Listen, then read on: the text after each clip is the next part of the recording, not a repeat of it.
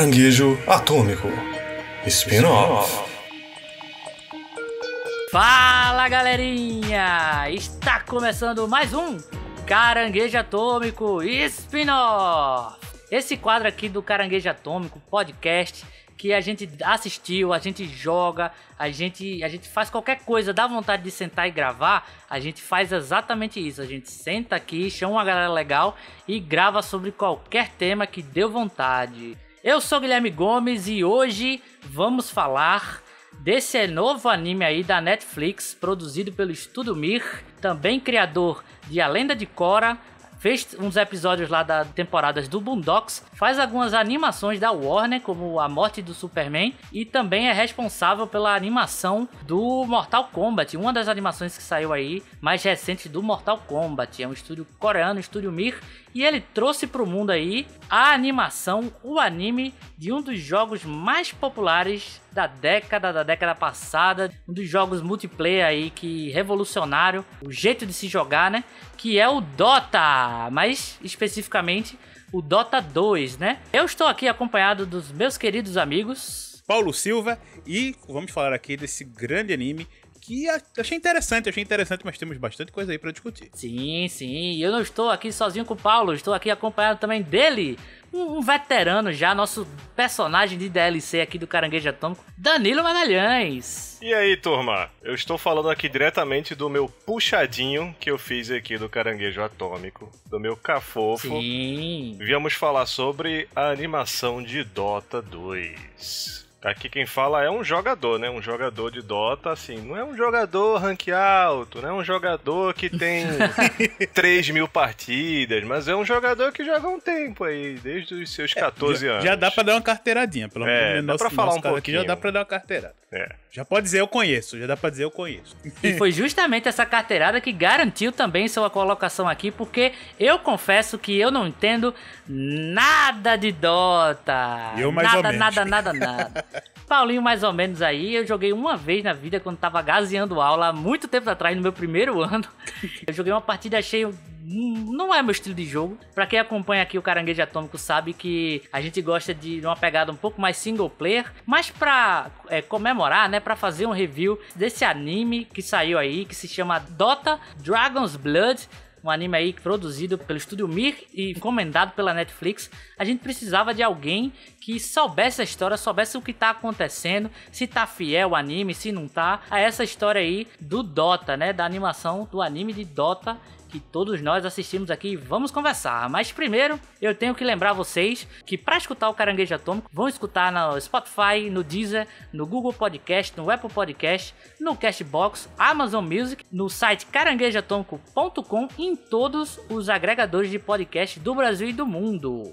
Exatamente, você também encontra o Caranguejo Atômico também nas redes sociais. No Instagram, @Caranguejo Atômico Podcast, no Twitter, @CaranguejoAT. Temos também o nosso YouTube, youtube.com/Caranguejo Atômico, e também a nossa Twitch, que estamos aqui ao vivo fazendo essa gravação do podcast, e estamos ao vivo lá todos os dias, comigo ou com o Guilherme, fazendo lives muito divertidas por lá, e adoramos bater um papo, então só chegar por lá, twitch.tv/Caranguejo Atômico. Show de bola! Spin-off. E é isso aí, pessoal, vamos começando a falar aqui desse anime que chegou aí no ano de 2021, trazendo uma animação do jogo Dota 2, né? O nome ali é Dragon's Blood, não tem o 2 no nome, mas é uma animação criada a partir do jogo Dota 2, que...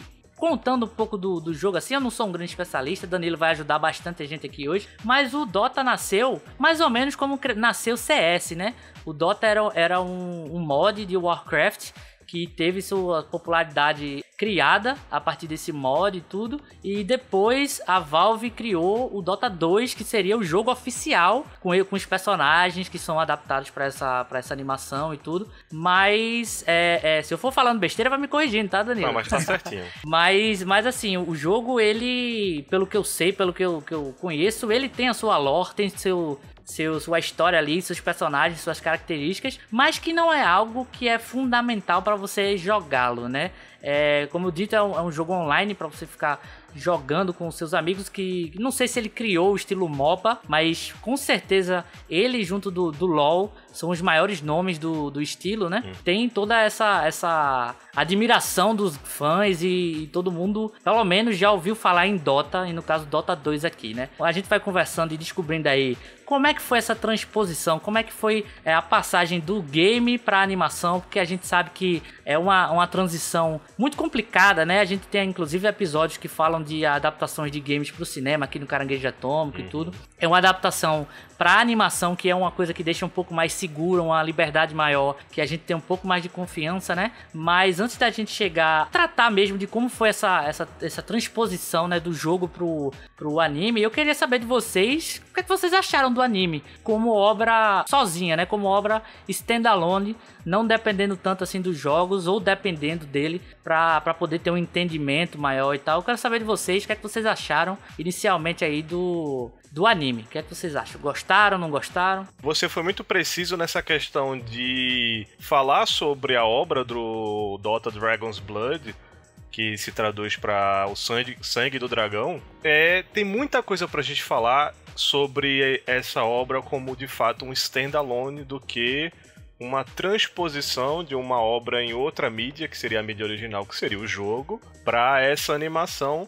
Até porque o caso do Dota ele é bem específico, ele é bem único, porque o jogo em si não tem história. O jogo em si não tem lore.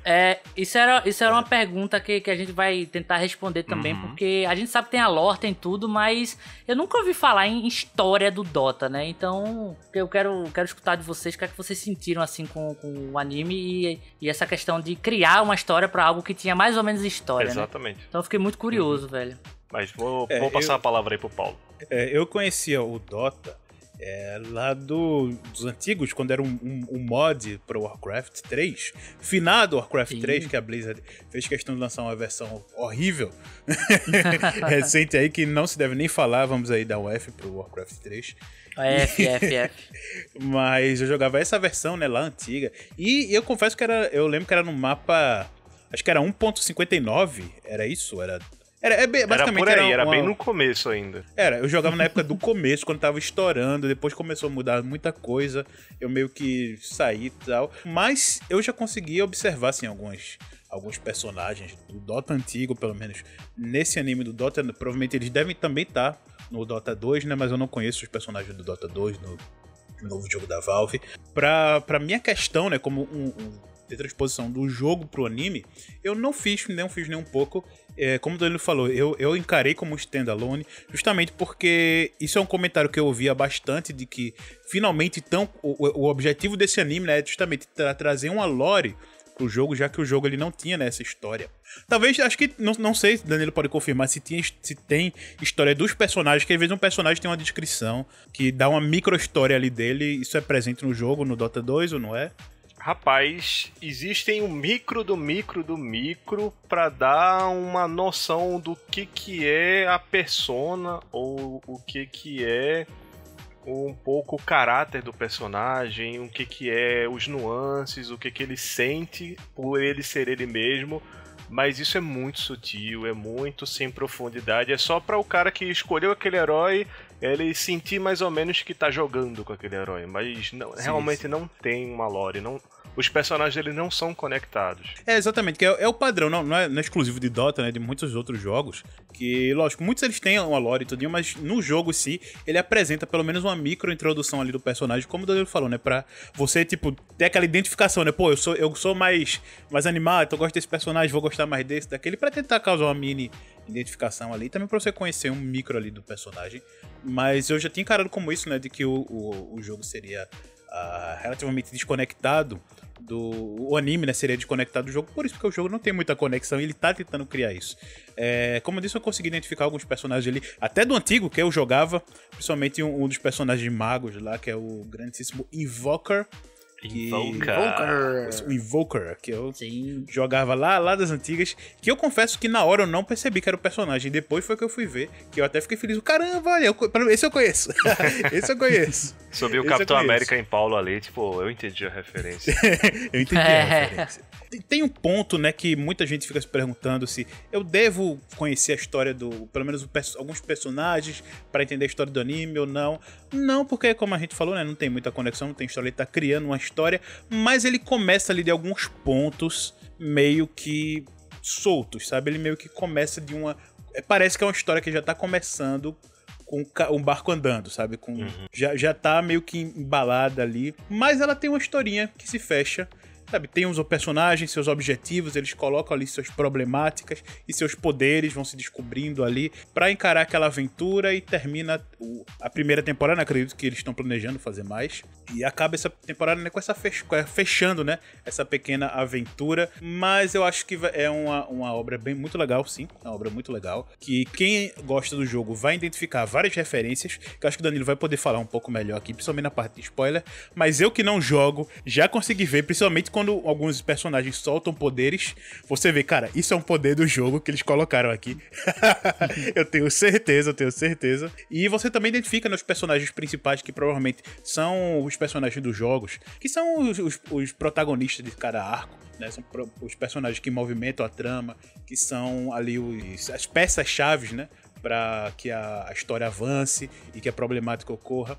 E de forma geral você consegue sim observar um pouco dessa estrutura. É um anime de uma história basicamente comum, você não vai ver muitas relações da parte estratégica em si do jogo, principalmente por parte de dominar cristais, invadir base e tal.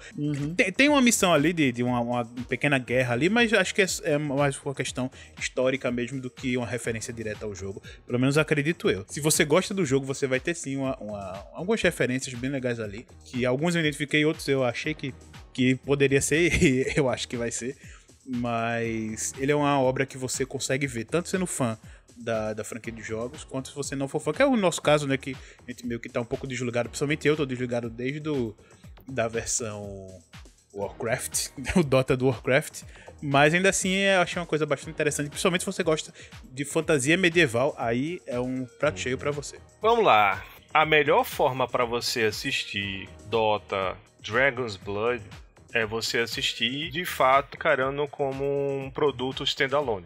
Um produto que não é uma adaptação, um produto que não vem de um lugar para o outro. É você encarar aquela história, aqueles personagens como algo que está surgindo ali. É completamente original. E apesar de eu jogar Dota já há muito tempo, de estar familiarizado com os personagens, eu estava muito ciente de que ia ser algo completamente novo e eu fiquei muito animado com isso. É muito divertido você ir assistindo e acompanhando a história, porque eles souberam trabalhar muito bem essa tentativa de trazer uma história original, porque ele não faz aquele negócio pastelão de tipo... Aparece o cara e tipo, eu sou o Dragon Knight. E aí parece uma explosão atrás dele e todo mundo, olha, é o Dragon Knight. Aí aparece... É o personagem do jogo e tal. Aí aparece lá a Mirana, eu sou a Mirana. Aí a pessoa, aê, a Mirana, chegou! Não, eles fizeram um negócio muito bem feito, bem conciso para ser uma obra standalone. De fato que você que joga, que conhece os personagens... Ela aparece no fundo da tela e opa, eu vi quem tá ali. Ou aparece uma habilidade do herói antes de aparecer o herói. Opa, essa habilidade é de fulano, será que ela vai aparecer? E aí fulano aparece. Só que ela aparece do jeito original pra fazer a história funcionar, como um personagem deveria funcionar. E cara, depois de assistir tudo, eu fiquei meio assim, vou assistir... Tava animado, não sei se o começo hoje. Acabei começando e terminei quase no mesmo dia. Fui maratonando a série. E assim, eu gostei. Eu gostei muito da série, ela tem pontos fortes que eu adorei, ela soube trabalhar muito bem a ideia de trazer uma história original, só que ela também tem pontos fracos, alguns pontos que a gente vai trabalhar na série hoje, mas se eu fosse falar assim que a série ela tem pontos fortes, ela tem 3 pontos fortes assim que eu acho que um é o porquê de fazer uma série sobre Dota. Você pode responder basicamente marketing, para as pessoas voltarem a jogar. Tá, mas assim, um porquê fazer uma série, uma animação de Dota, tal, uma história de Dota, é nostalgia.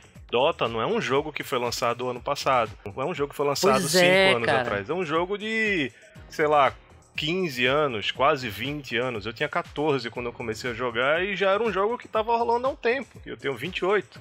E o Dota 2, se eu não me engano, a gente pensa assim, pô, o Dota 2 é o novo Dota e tal, mas é de 2013. Então, faz muitos anos já, velho. Faz muitos anos aí. Vai fazer quase 10 anos que essa versão da Valve aí do game foi lançada. Então, acredito que essa busca pela nostalgia, o apelo pela nostalgia é uma verdade também. É muito forte a nostalgia, porque Dota, ele é um jogo que passou por muita gente. Você, por exemplo, jogou, experienciou, viu que não era a sua vibe, mas você sabe o que é. Você viu a dinâmica acontecendo na frente da sua tela, mas ele pega muita gente assim, porque Dota, ele é um jogo muito competitivo. Ele é um jogo frustrante, é um jogo que você passa raiva, é um jogo que você depende dos outros, é um jogo que você joga contra outros jogadores. Então muita gente começa, entra no hype, se diverte, se irrita, para, aí volta, aprende um pouquinho, volta a jogar, melhora, depois perde, para e desiste do jogo.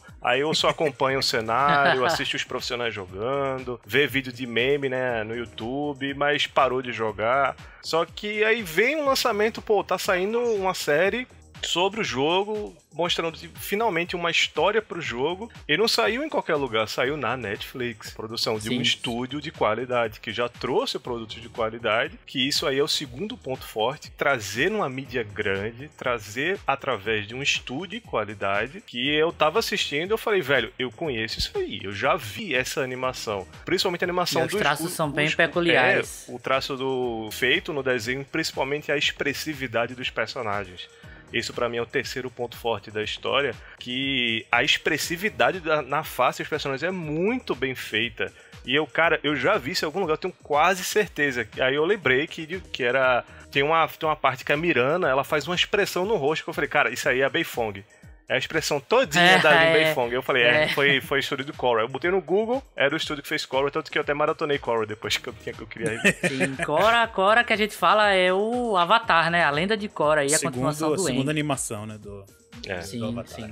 Então, velho, a minha visão desse anime veio... Eu vi os trailers, eu vi a questão da divulgação e tal. E como um não jogador de Dota, eu não me animei pro anime. O que me fez querer assistir e querer gravar esse episódio e tudo foi que Danilo chegou pra mim e falou, cara, é uma animação, é Dota, eu sei que você nunca jogou, mas é uma história original. Eles estão dando narrativa, estão criando a partir do como se o jogo fosse uma pedra bruta com elementos bons e eles lapidaram pra poder fazer uma história própria, que é o anime. E aí eu disse, caramba, velho, beleza, vou... Já animei um pouquinho, mas não sei. Ele falou, cara, é do estúdio de Korra. Aí eu corri pra assistir. Porque eu sou muito fã de Avatar, a Lenda de Aang, a Lenda de Korra também. E sei a qualidade que o estúdio tem. É um estúdio coreano que fez alguns trabalhos já, além desse que eu falei na introdução. Ele vive fazendo trabalhos pra Netflix.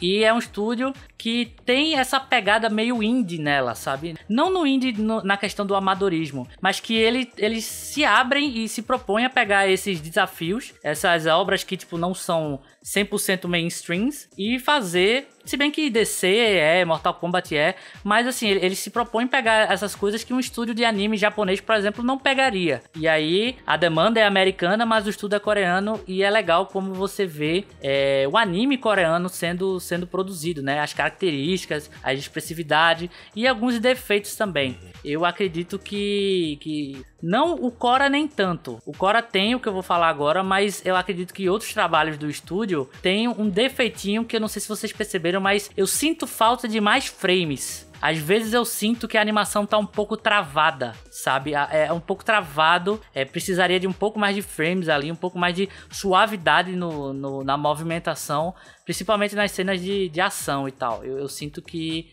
que esse estúdio ele peca um pouco nisso, mas é uma característica do estúdio. Outra característica forte que a gente pode perceber é o uso do 3D, né?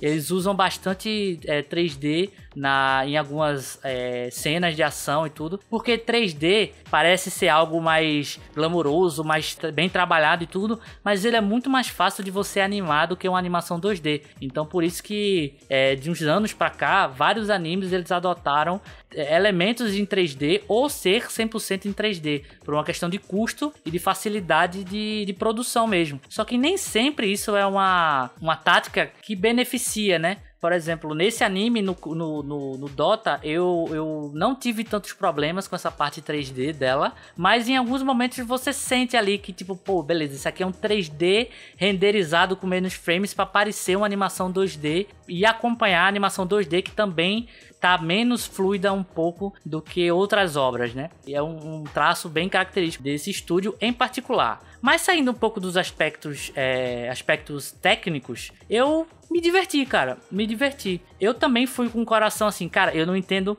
nada de Dota. Tô indo assistir esse anime como se fosse realmente algo do zero. Gostei de alguns elementos apresentados. Acho que a história poderia ser um pouco mais mastigada para o público que não tem conhecimento, assim como eu. É feito o Paulinho como falou. Ele começa como se já tivesse sido introduzido em algum momento. E vários elementos, vários arcos narrativos, eu senti que ele meio que depende que você já tenha entendido o que está acontecendo ou que você tenha uma base do jogo. E aí é uma das perguntas que eu vou fazer também, é como foi essa tradução do que tem no anime e que tem no jogo também, né? Mas antes da gente chegar lá, eu quero dizer que eu gostei. Eu gostei, mas eu senti que eu fiquei perdido, sabe? Eu me senti perdido em alguns momentos. A animação deveria ter pego na minha mão e ter explicado mais, tintim por tintim, o que é que estava acontecendo, né? Mas é uma animação que é uma Dark Fantasy clássica, né? É uma animação que trata sobre caçar criaturas, que tem a questão dos feiticeiros, tem os guerreiros, tem os dragões, tem os monstros. Os elfos. Os elfos também, que é um ponto forte na minha opinião, que como eles retrataram os elfos, eles não necessariamente são a raça iluminada e super avançada que... Quase uma elite, né? Quase como uma elite. Uma nobreza, tem aquela coisa meio charmosa, sabe? Aquela coisa meio pomposa. Tipo o Wakanda branco de olheira pontuda, basicamente. Sim, exato. Ele continua sendo isso, só que ele deu uma visão diferente pro elfo e eu curti. Isso foi um aspecto que eu acho que é uma série muito Dark Fantasy tradicional, mas tem alguns elementos que eles conseguem dar uma inovada e essa do elfo foi uma delas. Agora tem outros elementos que eu sinto que eu tava vendo mais do mesmo a obra, né? A obra a gente não chegou a comentar aqui, mas tem um protagonista que é o Davion, que é o Cavaleiro Dragão. Como o nome diz, ele é um cavaleiro que caça dragões, ele é especializado nisso. Ele é tipo um Goblin Slayer, só que de dragões, né? Ele só caça os dragões e tem meio que a guilda dele, que tem os tipos de dragões, ele tem os heróis, as referências dele.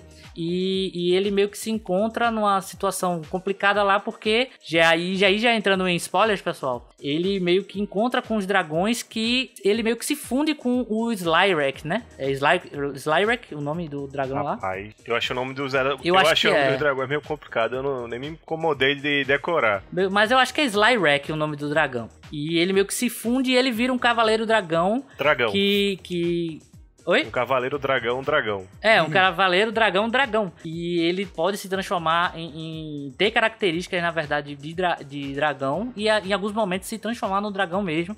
E ele meio que perde o controle e tudo mais. Essa é o plot do protagonista. Mas ele também, o anime, nos joga num plot que é a guerra lá da Mane, né? A guerra das duas facções, que confesso que até agora eu não entendi muito bem por que eles estão brigando, por que eles estão em guerra. E eu quero que você, que Danilo e Paulinho se entendeu também, me ajude a tentar montar esse quebra-cabeça, porque a gente sabe qual é a narrativa ali, o arco do Davion, junto com a Miranda e tudo. E como a gente caiu nessa guerra de duas facções que em algum momento eu parei assim e fiz, uou, por que tá acontecendo isso, sabe? É meio complicadozinho de você entender. Mas é um Dark Fantasy legal, é um Dark Fantasy interessante. É bastante violento, o que me agrada bastante. Eles têm coragem. Na dublagem, eles falam bastante palavrão. Então, inclusive, uma menção assim pra dublagem que tá muito boa. O Davion é protagonizado aí pelo Wendell Bezerra, o eterno Goku, que não parece Goku nesse anime, o que é um ótimo elogio, porque é um trabalho de ator, ele consegue se destacar. O Wendell é foda pra caralho, mas tem muita qualidade, tem muita personalidade, tem muita liberdade de você poder falar palavrão, de ter sangue pra caramba, de ser violento e tudo. Um Dark Fantasy comum e genérico em alguns momentos e inovador em outros, né? Então, no mexer dos ovos ali, eu achei interessante, mas problemática a animação. E aí eu já vou passar para a segunda pergunta, que é justamente essa. Qual foi os elementos que Paulinho, que jogou as primeiras versões, e Danilo, que é um jogador de Dota, conseguiu ver transpassado assim, meio que literal? Porque eu assisti o anime, como eu disse, com o coração aberto para uma nova experiência, sem precisar de uma base, mas eu confesso que eu assistia com a aba do Dota 2, do site do Dota 2, com os heróis, e aí eu ia tentando, tipo, beleza, Cavaleiro Dragão, aí botava lá na busca de heróis, Cavaleiro Dragão, aí aparecia, e aí eu lia a sinopse dos personagens, e tinha lá, dragão que faz não sei o que com a habilidade de se transformar, aí eu disse, beleza, eles adaptaram isso aqui, aí botei lá Luna, que é uma das personagens do anime também, e aí tem a Luna como guerreira e tudo, e herói, né, do Dota, do jogo, e aí foi quando eu fiz essa associação, mas pra mim é aquilo, né, feito a gente tava falando, é uma associação que pré-existe, mas que foi adaptada. Então, como é que vocês percebem, assim, esses elementos que foram, entre aspas, literalmente traduzidos, assim? O que é que vocês conseguiram observar essa transposição? Eu, como um jogador antigo de Dota, do Dota Mod Arena, e conhecer que quando saiu o Dota 2, né, então eu tinha visto alguma coisa, vi alguns aspectos, de vez em quando eu acompanho outra partida, então eu posso ter pegado ali alguns pontos da nova versão, entre aspas, né? Nova de 2013, como o Guilherme falou. Mas eu me identifiquei com algumas coisas ali, principalmente como eu falei com o Invoker, que era um personagem que eu lembro bastante que eu jogava lá no Dota do Garena, que eu gostava... Dota 1. Dota 1. O Dota 1. O original. O Dota original. E o Dota Mod lá, o Dota 1. E eu jogava bastante com dois personagens, né? Com o Axe e o Abaddon. Botando escudo em mim, né? O Abaddon. Com esse de nome. Abaddon põe um escudo em mim, tem que botar essa musiquinha aí, trechinho, viu, Guilherme? E eu lembro que eu tava muito, que eu sempre fui uma pessoa que gostava muito de jogar com personagem de porrada. Eu sou o cara que jogo sempre com o bárbaro, com o guerreiro, espada e escudo, ou montante. Danilo nos velhos tempos de Cabal, quando a gente jogava junto. Meu personagem era o cara lá com a montante gigantona, porque eu nunca gostei tanto assim de magia nem nada. Eu sou o cara que eu entro no jogo, no RPG de cabeça, com personagem de ataque físico grande, com um grande poderio em ataque físico, tanque e tal. E olhe que ele é engenheiro químico, ele era pra ser os alquimistas, os magos da parada, tá ligado? Ele é o bárbaro. Sou. É aquele negócio, né? Casa de ferreiro, espeto de pau. Espeto de pau. Pois é. Eu lembro que na reta, um pouco antes, né, de eu deixar de jogar, porque tinha mudado, e também que era no auge, né, das Lan House, onde a gente ia bastante pra Lan House jogar, e meio que a vida vai acontecendo, vai entrando mais na parte mais avançada da escola, do colégio, fica com menos tempo de jogar e tudo. E foi na época que eu tava já quase deixando de jogar o jogo, eu comecei a jogar com esse personagem, o Invoker, que é o mago da torre, que é basicamente o Saruman, porque sim, ele é igual, o Saruman, é verdade. Ao Saruman, velho. É tipo o Saruman, velho. Que é um cara que meio que quando vê, primeiro que ele tem um Palantir ali, né, que ele tem a comunicação com o grande Lorde das Trevas lá, como é o nome dele? Terrorblade. O Terrorblade, isso, o Terrorblade. Sim. Então ele tem uma comunicação com o Terrorblade. Ó, eu não conheço das coisas, mas o Dota tem uns nomes bons pra personagem, né? É legal. É bom de pronunciar, tipo, o diabão lá é Terrorblade. Em inglês, mas tudo bem, né? Mas é de boa. E aí eu via, né, o Saruman construir a torre que é igual à torre branca lá de Saruman. E ele é um Invoker, né? Ele é esse personagem, esse Invoker. Como eu disse que eu não sabia que era o mesmo personagem. Eu vi que era um mago poderoso e tudo, mas quando eu fui ler algumas coisas do anime, eu vi que ele era o Invoker, eu fiquei feliz. Realmente, deu essa felicidade mesmo por reconhecer um personagem tão antigo. E provavelmente, eu não sabia que ele tava, né? Porque como é um jogo diferente da Valve agora, o Dota 2, ele foi criado, né? Um jogo. Porque o Dota, que era o Defense of the Ancients, era um mod, né? Então ele não era um jogo oficial. Foi uma pessoa que criou um mod a partir dos mapas ali, das mecânicas do Warcraft 3 e criou esse mod estilo MOBA. E o Dota 2 não, já foi um jogo pensado e tudo. Tanto que por isso que ele mantém o mesmo nome. Não é do mesmo estúdio, não é a mesma pessoa que criou, uma outra equipe que criou. Só que ele pôde usar esse nome Dota porque o Dota era um apelido pro jogo. O mapa lá que eles criaram era o Defense of the Ancients, que o apelido é Dota. O nome não, desse jogo é Dota mesmo. Só que eles botaram 2, acho que até pra diferenciar, né? Pra o pessoal não achar que é o mesmo e tudo. E talvez pra questões judiciais. Pra ficar bem mais fácil. Tem muitas questões judiciais. Ao se falando de Dota, tem muita coisa. Muita treta do Ice Frog, que é o cara que... Isso, Ice Frog. É o cara que na época ele tava à frente de organizar o Dota, de atualizar o jogo, de fazer a manutenção. E ele tentou trabalhar pra Blizzard pra fazer o jogo um jogo. A Blizzard foi lá, não quis. A Valve chegou. E aí, vem cá, esse Frog, vamos fazer um jogo junto? Eu lembro dessa treta. E aí a Blizzard falou, como assim? Você fez um jogo com o nome dos meus personagens, baseado nos meus personagens? Aí o Dota teve que se virar e mudar o nome de um monte de personagens, mudou a aparência de alguns personagens. Sim. Alguns personagens, por exemplo, o Invoker, ele é baseado em um dos personagens principais da história do Warcraft, que é o Kael'thas, que é um dos maiores magos que tem lá. É isso que eu ia perguntar também. O quanto de Warcraft tem Dota? Assim, o que foi puxado de Warcraft, vocês sabem? Tipo, exceto os personagens novos, né, que já faz bastante tempo que Dota não é mais ligado ao Warcraft, então tem muitos personagens que foram criados do zero, mas os personagens que estão lá desde o começo, eles são inspirados nos personagens do Warcraft, tanto é que eles usavam os modelos dos personagens, então tipo... meio que o protagonista do Warcraft 3, que é o Arthas, que é o príncipe dos humanos, ele é o Abaddon, que o Paulo falou que é o personagem que ele gostava de jogar, depois que ele virou Undead lá, o Lich King. E tem o Invoker, que era o Kael'thas, que era um dos maiores magos que tem. Inclusive eu tava discutindo uma questão de elementos que ficaram.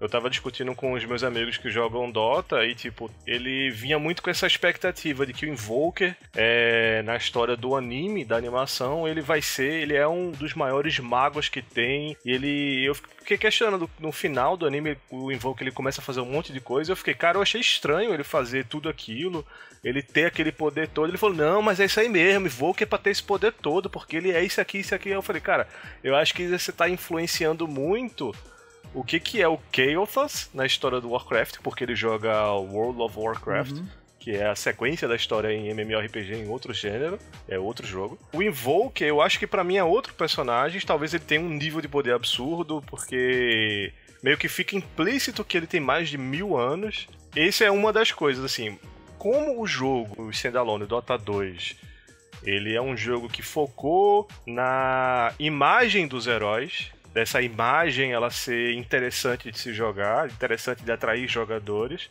mas não tem de fato uma história, não tem uma lore. O que eles apelaram para que ficasse essa identificação com quem joga ou com quem jogou foi a aparência dos personagens e um pouco as habilidades e as formas que eles têm de lutar. Por exemplo, a Luna e a Mirana, elas usam basicamente as habilidades que os heróis têm no jogo. Aquela flechada lá da Mirana, a Luna trazendo aquela luz que vem até o chão. Eu achei bem interessante que meio que usa a explicação de que aquele poder vem da deusa Selemene e que aquele brilho no olhar que eles têm é quanto mais a Selemene dá poder pra eles, mais aquele brilho roxo não fica mais forte. Aquele brilho roxo, né? Isso tem no jogo também? Tem. É uma passiva que a Luna tem que faz ela ter um campo de visão maior quando tá de noite. E outra coisa também que eu consegui identificar, né, Guilherme? Danilo falou aí também, né, da flechada e tudo, que aquilo é cara de poder, velho. É cara exata de um poder você não tem como você olhar aquilo sabendo que é baseado num jogo e não saber. Outra coisa que eu também identifiquei foi no Mercador. O cara da lojinha. Isso, o cara da loja, que é o personagem da loja também do jogo. E, lógico, é um pouco diferente, né? Se eu não me engano, do jogo ele é um pouco mais... A cara robusto. É maior, é mais robusto e tal, mas ele é mais magrinho. Mas ele lembra bastante. E foi uma coisa legal que ele trouxe um pouco, né, dessa brincadeira do Mercador.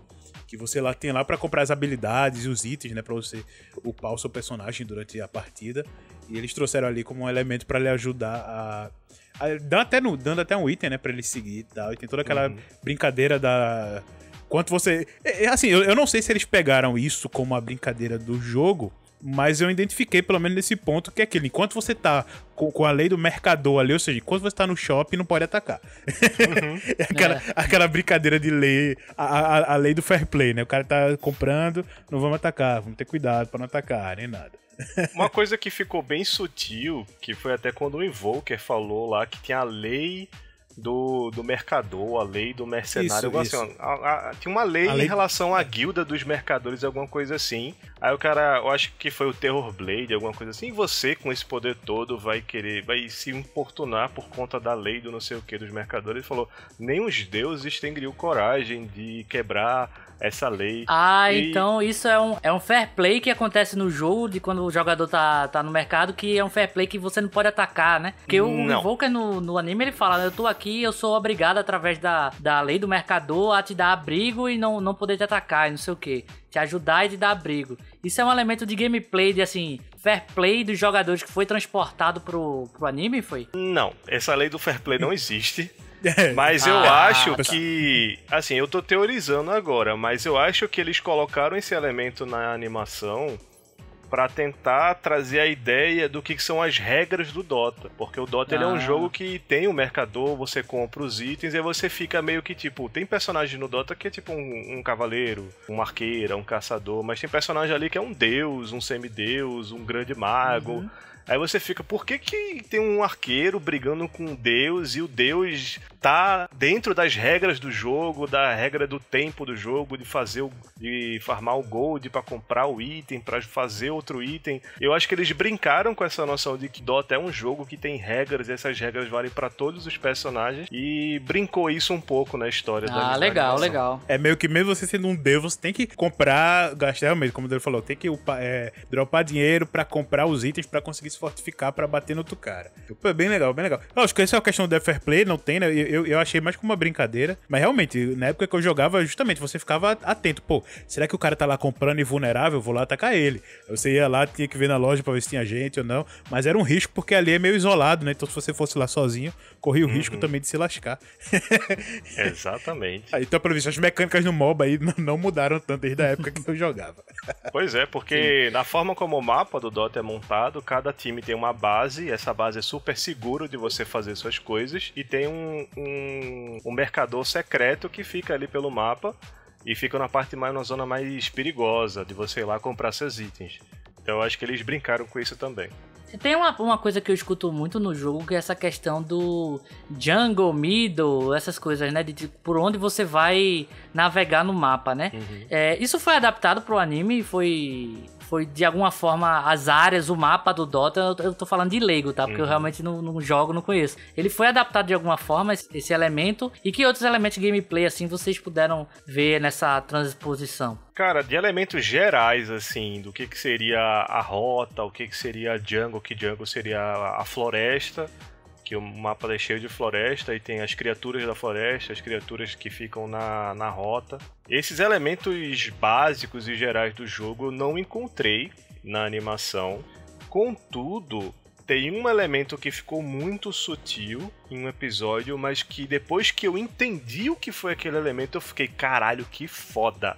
Porque no desenho, na animação, ele é um pouco bizarro, ele é um pouco difícil de entender, que é naquela parte onde onde tá a Mirana, o Davion e a companheira da Mirana lá, a escudeira dela, que eu achei sensacional aquele personagem, que é um personagem novo. Sim, é bem legal. eles estão lá naquela parte da montanha de neve e eles precisam chegar onde tá o Sage, que a gente não sabe que o Sage ainda é o Invoker, mas ele é conhecido como o mago, o sábio, o Sage. E eles precisam cortar caminho e por aquele caminho tava muito perigoso porque tinha nevasca, eles acabam se separando e a Miranda vai pra uma caverna. E ela chega naquela caverna, tem umas criaturas esquisitas, um cristal no meio. Os Creepers. E ela fica ali tendo alucinações. Aqueles são os Creepers? Exatamente. Isso é realmente muito massa, velho. Isso foi muito legal porque é meio bizarro, você não entende o que ela tá tendo aquelas alucinações, o que é aquele cristal, e vem a voz do Terrorblade. E depois, quando ela sai dali e é resgatada, ela começa a conversar com o Davi, explicando com pânico, porque aquilo não são criaturas, não são monstros naturais, aquilo eram pessoas. E eu fiquei tipo, são pessoas que viraram zumbi, tem um personagem lá que é zumbi e tal, tanto faz. Quando eu terminei de ver e fui pensar um pouco, fui analisar, o Dota pode até ser um nome esquisito, Dota. O que Dota significa? O que é essa palavra Dota? Dota, ele significa Defense of the Ancients, como o Paulo estava falando. E aí, The Defense of the Ancients. Você faz a Dota, D-O-T-A. E Defense of the Ancients significa a defesa dos anciões. O que eram os anciões? Os anciões eram a base de um time e a base do outro. Os dois anciões, os dois Ancients. Tinha os dois times, que um time é o Radiant, que é meio que o time da luz, e o Dire, que é meio que o time da escuridão.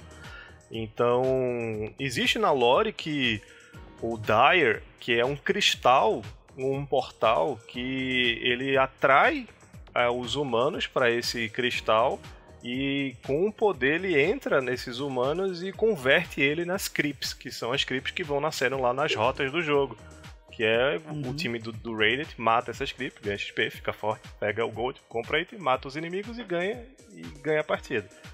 E quando eu vi que esse conceito tava na história do jogo, que a Mirana esbarrou no Ancient do Dire, ou um dos Ancients do Dire, e que era uma das portas pelas quais o Terrorblade tava usando pra jogar a influência dele, aí eu fiquei, caralho, velho, tá expandindo, tá explicando, tava ali o negócio.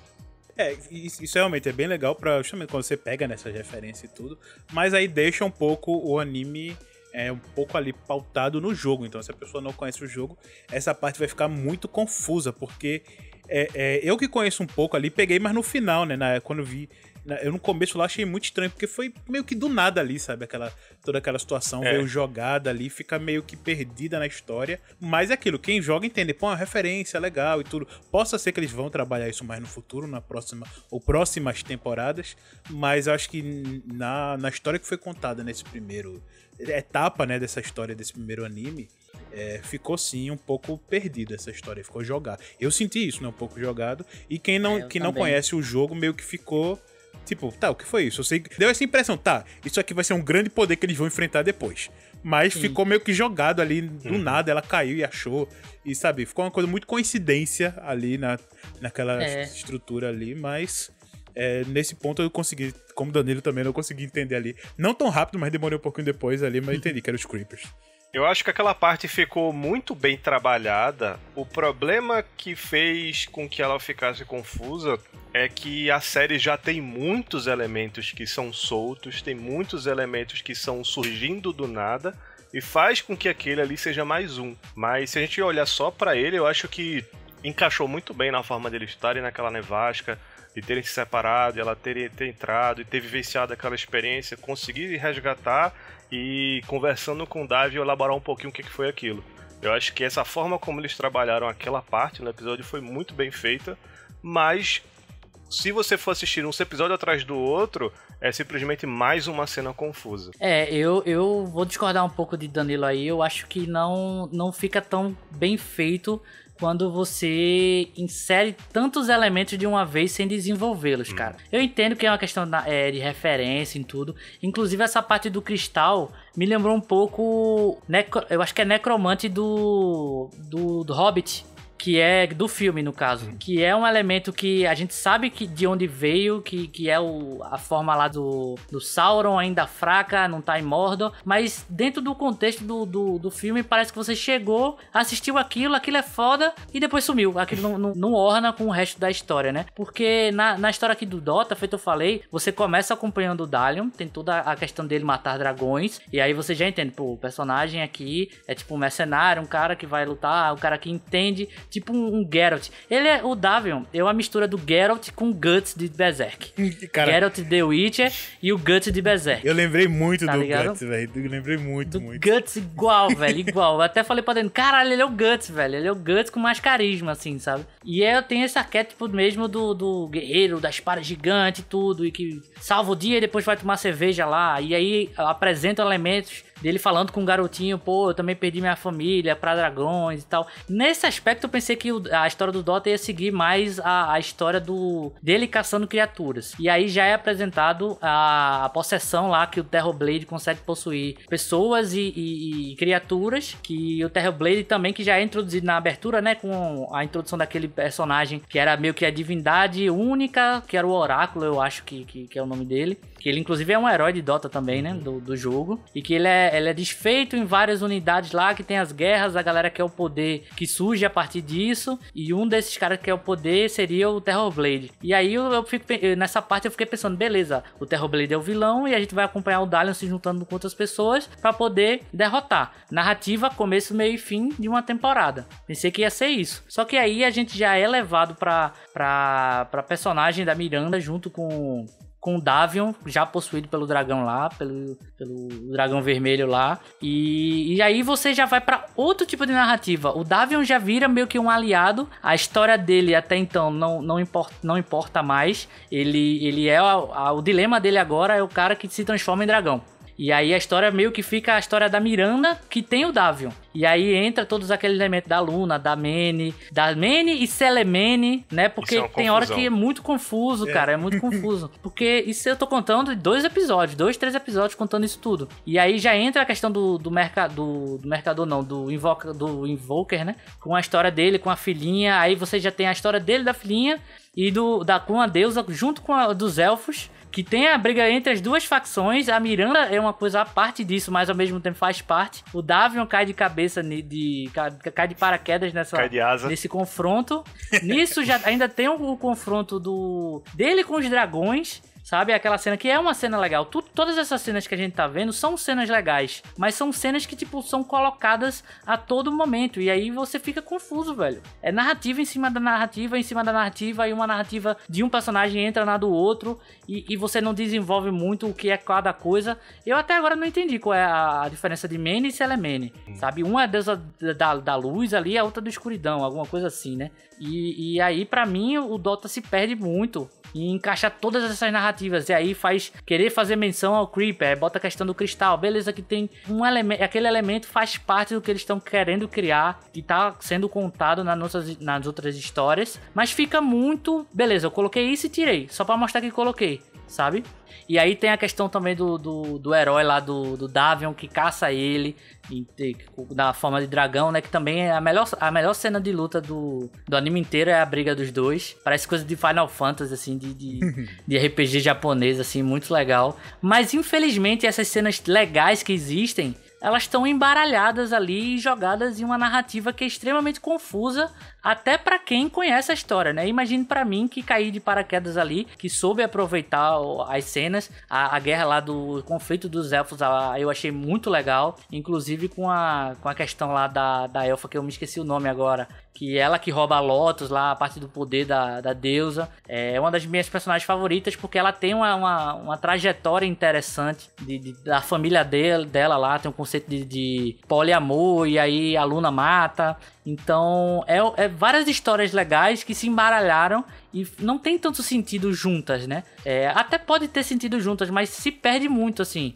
Da metade pro final, eu tava assistindo meio que no modo automático, assim, no piloto automático. Porque eu já não tava entendendo tanto o que tava acontecendo e eu tava simplesmente curtindo a animação. Spin-off. Eu indiquei a série pra muita gente, conversei com pessoas que não quiseram ver, pessoas que começaram a ver e desistiram porque ou perceberam que não era a vibe delas, ou acabaram ficando confusos. E quem começou e terminou e ficaram confusos. E assim, existe muita expectativa de quem assistiu sem saber nada sobre o jogo, achar que quem jogava entendeu tudo, o que não é o caso. Sim. Eu jogo Dota desde os 14 anos, há 14 anos também. Eu terminei a série ficando muito confuso com o que estava tudo acontecendo. Isso que você falou meio que fez-me... Exceto quando a série estava bem focada no plot do Davion, do plot da Mirana. O comecinho, os dois, três primeiros episódios, né? Nesse comecinho e também um pouco pro final, quando eles já estavam juntos e indo pro mesmo objetivo, essas partes elas estavam bem concisas, porque a gente tava no começo, meio e fim. Exceção essas partes, parece que você tava sempre assistindo o primeiro episódio. Toda vez que vinha uma narrativa nova, parecia que você tava de novo no primeiro episódio. Então, de fato, foram muitas narrativas ao mesmo tempo. É interessante quando você traz um antagonista, não pode ser o vilão, como é a questão do Terrorblade, ele é apresentado como vilão, mas a Luna, por exemplo, a Luna ela é um antagonista. Sim. Ela tem a perspectiva dela, ela tem os objetivos dela, ela tem as razões dela, os dilemas dela, mas ela não é necessariamente a nossa aliada, mas ela também não é a vilã, ela acaba sendo um antagonista. Então ele tem sempre esse cuidado de trazer a perspectiva de todos os antagonistas possíveis, e isso tira tempo de tela de você elaborar melhor a história ou o porquê de você estar acompanhando a história. Então, se a gente tá comparando a Senhor dos Anéis, a gente pode comparar que ela seria a Faramir, né? Que tá fazendo a coisa errada, mas tem um bom coração ali. Exato. Só que Faramir brutal, né? Brutal. É levado ao extremo, assim. Que ela traz a perspectiva da Mirana, ele traz a perspectiva da Luna, que era aliada da Mirana, mas a Mirana foi banida antes e a Luna tinha medo de que acontecesse o mesmo com ela se ela falhasse. Na verdade, ela pediu pra sair, né? Ela se baniu, ela vazou lá. Ela se baniu. O lote foi roubado sobre a minha guarda, deixa eu consertar a merda que eu fiz. Sim. E aí teve os elfos que roubaram a Lotus porque a deusa não tava puta com alguma coisa e ela queria levar a Lotus pro Sage, que aí o Sage ia fazer uma coisa com a Lotus que ia fazer a deusa ficar de boa.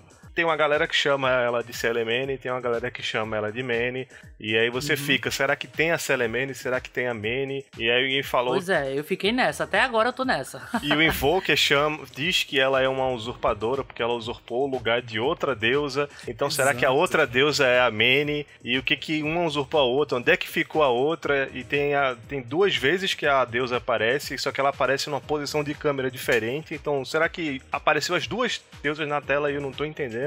Então é muito confuso a série nesse sentido. Ela traz uma perspectiva que eu gostei, de que Dota, apesar por começar através do Davion e se chamar Dragon's Blood, Dota não é a história do Davion. O Davion não é o protagonista, a gente não está contando a história dele. Eu acho que foi um desafio não ser repetitivo, foi um desafio não ser clichê, foi desafio criar uma história nova, mas eu acho que eles podiam ter puxado ainda mais de The Witcher. Você fez uma comparação excelente de trazer que ele é uma mistura do Guts, de Berserk, com o Geralt, de The Witcher, porque eu acho que a série, ela funcionaria, a animação funcionaria perfeitamente se eles fizerem exatamente o que The Witcher fez. Que foi um pouco confuso, mas não foi tão confuso quanto o Dota. Eles poderiam ter feito as três perspectivas, que é o que acontece em Dota. Você tem a perspectiva da Davion, você tem a perspectiva da Mirana, e você tem a perspectiva do Invoker, que tem o plot dele lá com a deusa, tem o plot dele com a filha dele, o que rolou a treta, porque essa treta do Invoker com a filha e a deusa é muito do porquê a deusa é quem ela é hoje. Sim. E ela sendo quem ela é hoje, é o que tretou os humanos com os elfos, que empurra essa treta com os humanos, que é onde tá o Davion. E aí ele tem a treta dele com os dragões e com a ordem dele, a guilda dele lá. E toda essa treta se mistura e a audiência que se dane pra tentar acompanhar e entender o que tá acontecendo. Mais pro final, com o flashback do Invoker, né? a gente consegue montar mais esse quebra-cabeça, ficar um pouco mais claro que, tipo, pô, essa coisa que aconteceu no passado é prova e nos mostra que a deusa é uma pessoa de caráter duvidoso, ela faz o que quer, é arrogante. Só quer ser adorada. Exatamente, e aí é uma motivação pra ter aquele conflito, mas, novamente, é muito embaralhado, sabe? É muito... É difícil de quem tá por fora ter essa percepção, que às vezes precisa de um background do jogo ou não, de montar esse quebra-cabeça mesmo da história, né? Eu posso traçar aqui um paralelo com uma animação que eu fiquei pensando o tempo todo quando tava assistindo Dota, que é a animação do Castlevania, que a gente inclusive tem podcast gravado dele e tá bem legal, a animação e o podcast. Eu consigo traçar esse paralelo porque é uma adaptação de jogo, tudo bem que Dota é um jogo online que não tem tanta história e o Castlevania é um jogo single player que tem história pra caramba e vários personagens, inclusive arquétipos icônicos como a figura do Drácula, que é aquilo, o Drácula é aquilo e você trabalha ao redor do que é a figura do Drácula, né? E também é uma série de Dark Fantasy, mas que, apesar de terem traduzido a história do terceiro jogo do Castlevania na primeira temporada e parte da segunda também, tinha um material meio que original que eles estavam seguindo, na terceira temporada já virou algo mais aberto que os produtores poderiam trabalhar da forma que queriam e fizeram o mesmo, né? É uma animação muito legal, indico. Soube dosar essa parte de, pô, tem um jogo, é uma animação, a gente tem acesso à liberdade de criar e fazer uma história que você consegue entender tintim por tintim o que tá rolando. O Invoker aí do Dota me lembrou muito a questão do Drácula, de ser alguém de poder que teve um passado, uma tragédia no passado e que meio que a história tá acontecendo ao redor e pelas consequências dessa tragédia desse personagem, né, desse personagem. Isso me lembrou muito a relação do Drácula também. Só que diferente de Dota, o Castlevania, ele é tudo muito amarradinho. Você entende o que tá acontecendo, os conflitos. Então, tudo que eles trouxeram de novo, que não faz parte, entre aspas, do material original, é muito bem construído. E aí, quem jogou consegue pegar as referências e entender a história. Quem nunca jogou consegue entender aquela narrativa que tá sendo contada. E quem nunca jogou e nunca, sei lá, viu Dark Fantasy ou qualquer coisa do tipo, também tá relacionado, porque tem uma noção prévia, acredito eu, né, de quem é o Drácula, de questão de vampiros, de criaturas da noite, e conseguem também seguir essa linha de raciocínio que o Castlevania apresenta. Coisa que o Dota, ele também tem pelo que vocês falaram e tudo, tá tendo essa liberdade de trazer novos elementos, até porque Dota não tem uma história, um manual, né, não tem uma história contada, tintim por tintim, e eles tiveram, né, nem quiseram, eles tiveram que produzir uma história pra essa animação, mas que ficou meio aquém, ficou parecendo que eles tinham um material original na mão, que eles podiam trabalhar da forma que queriam, mas escolheram misturar coisa nova, coisa que tem no jogo e querer agradar, sei lá, de repente um cara que jogou com uma referência e se esqueceu talvez de um cara que não tinha essa referência e que não montou o quebra-cabeça. E mesmo quem teve referência também tentou e teve essa dificuldade de poder preencher a história. Não, beleza, tá acontecendo isso que você acabou de falar, Danilo.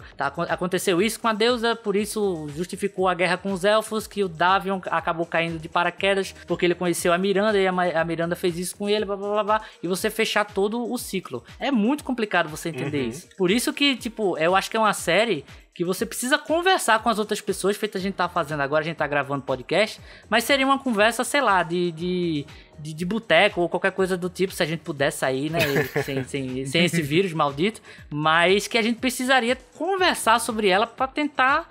desvendar o que aconteceu. Entender o que aconteceu mesmo, né, coisa que é legal ter obras assim que você precisa sentar, conversar pra montar esse quebra-cabeça, mas ao mesmo tempo você tem que dar à audiência uma história compreensível. Exato. Coisa que em alguns momentos esse Dota não o faz. O que também não tira o mérito de, pô, uma animação legal, personagens interessantes. A personagem lá da Elfa, que eu esqueci o nome, ela é legal, ela é interessante. Toda essa questão da deusa arrogante é um elemento interessante. O Invoker é um elemento interessante. Todo o universo que eles apresentam, né? Todo o universo. É bem sim, legal. Sim. Que não é um universo extremamente criativo, mas que eles tiveram boas ideias e dava pra administrar. E você falar, pô, velho, que anime foda, velho. Quero começar a jogar Dota. tá ligado? Esse anime não Faça me fez isso querer não. jogar Dota. Faça isso Tá não. ligado? Não me fez querer jogar Faça Dota. isso não. Inclusive, como o Guilherme falou, né, que realmente se você pegar uma obra que existe, né, essa vontade de você ter uma certa parte enigmática até um ponto. Mas é aquilo, é importante você ter, pelo menos a parte principal, ser preenchida. E aí você deixar alguns mistérios pra resolver depois, montar Sim. ou conversar. Que esse caso não, no caso foi a própria história, né, que ficou meio confusa. E até o exemplo bom que vocês falaram antes, né, com The Witcher, porque, como o Danilo falou, né, que The Witcher tem um pouco dessa confusão, mas depois é bem melhor do que Dota. Por quê? Porque a confusão do The Witcher é explicada na própria temporada. No final você entende que aquela parte foi do começo, depois teve meio que mostrando que tava... Mas The Witcher que vocês estão falando A é série. a série, Isso, né? a série da Eu tô Netflix. falando o personagem como um todo, assim, um Geralt como um todo. Não, mas eu tô falando mais específico também da confusão da temporada. Que inclusive o nosso episódio aqui do podcast, a gente fala também sobre The Witcher. Tem um episódio passado, antigo, sobre a série The Witcher. 31. Isso. Não, a memória é um HD. Pois é, foi você sair tiro na hora. Foi na lata. Esse podcast foi muito bom, velho. Foi muito muito bom. legal. Eu tenho ele guardado no coração. E Rudá, né, que o host aqui do Caranguejo Atômico, ele falou que ele achou meio confuso a história e tudinho. E a gente defendeu que, realmente foi confuso, mas no final ele explicou tudo. No final ele explica tudo, ele mostra aquela confusão que tava vendo. Não, aquele era um passado, esse é o presente, esse é o futuro. Sim. Ele mostra ali o guia e você consegue montar. Mesmo você não conversando depois, mas um pouco sozinho ou parando pra ver, você consegue montar. E nesse caso do Dota, não, fica realmente um pouco aquém nesse ponto, porque é legal, assim, provavelmente se a gente for ver numa obra completa, talvez nas temporadas futuras que for ter, se for ter, né, espero que tenha. Também, espero que tenha. A gente vai, talvez ele vá conseguir dar um norte melhor pra algumas questões aqui nessa primeira temporada, mas como uma primeira temporada fechada, realmente você fica a desejar, assim, nesse ponto, dessas confusões. Outra coisa, né, que um fator até que eu gostaria de trazer aqui, que eu fiquei confuso na hora, por exemplo, era que eles passaram basicamente, acho que no 80% da série, principalmente da interação do mago com a deusa, né? Eles ficam mostrando que, não, o que é que você fez com a nossa filha, Eu, normalmente, achava que a filha deles era a antiga deusa que ela tinha substituído. Mas aí depois mostra que não, que na verdade era... Ou contrário, teve uma hora que eu achei que aquela era a filha dele e ela substituiu a mãe. Eu fiquei confuso muito. Exato. Só que aí depois mostra que não é isso, era realmente... Eles têm uma cena de amor, logo que ele fala da filha. E, foi bem no comecinho ali, que eu comecei... Eu tava muito confuso naquela parte. Então, aí depois ele mostra que não, eles tiveram uma criança e ela abnegou, rejeitou o cuidado, né, a filha, por ter arrogante demais, por querer que ela adorasse e tudo. Achei a melhor atitude da pirraia, velho. Não, eu não quero lhe adorar, eu só quero a minha mãe. Foda. Muito legal, velho. E ali, naquela hora eu fiquei triste. Vai, velho, vai. Eu sei que ela já tinha morrido. Vai, né? pô, vai. Ela indo embora dá sozinha, o carinho, assim, dá carinho pra tua filha. Dá o carinho, lenta. aceita aí tua filha, pô. Vai, ajuda ela, caramba. Vai ali dar tudo certo. É um ótimo flashback aqui. Foi, pra você ter a raiva mesmo dessa deusa. Essa miserável. E ali se explicou, né, esse ponto. Eu achei, pô, legal, interessante. Mas aí voltou a dúvida. Tá, e a deusa? O que é que tinha aquela treta? Que treta foi essa? Ela morreu? Que é outra coisa também, né? Toda a parte mitológica dos elfos fica um pouco ali aberto, né? Eles explicam, tem uma introdução, mas você não sabe, tá, será que eles vieram daquele outro planeta? Porque você vê que tem no horizonte, né, desse mundo, desse universo, você tem um planeta Terra, eu acredito que seja Terra, né? Tem a Lua destruída. Tem uma Lua e atrás tem um planeta planeta destruído. Não, ao contrário, acho que é a Lua e atrás um planeta destruído. Ou uma Lua grande uma destruída. Uma teoria que eu li muito interessante é que a Selemene, ela é a deusa da Lua. Então, como ela usurpa uma antiga deusa, como você vê, tem uma lua e tem uma lua quebrada atrás. Então aquela lua quebrada é da deusa que foi usurpada, e a lua nova que aparece é a lua da Selemene.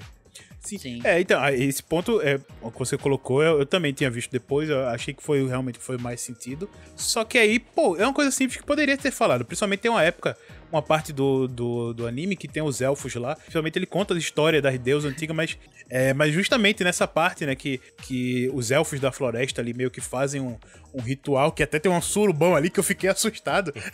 Foi? Que eu tava, beleza, tá, que quando a Luna, como é a que rouba o Lotus, a personagem que eu não vou lembrar o nome dela. Pronto, a elfa que teleporta, a elfa que tem um teleporte lá, o Blink. Quando ela chega lá com os amigos, ela vai dar É Fimri, né? Fimri, eu acho. E ela vai e encontra aquele parceiro dela, Pronto, isso, ela. Ela vai dar um beijo no parceiro, tá, entendi que eles têm um lance romântico. Só que aí depois, não, vamos dormir, vamos louvar a deusa da lua. Quando vê, os quatro se agarram, começa a se agarrar. Eu, eita caramba, peraí, o que é isso?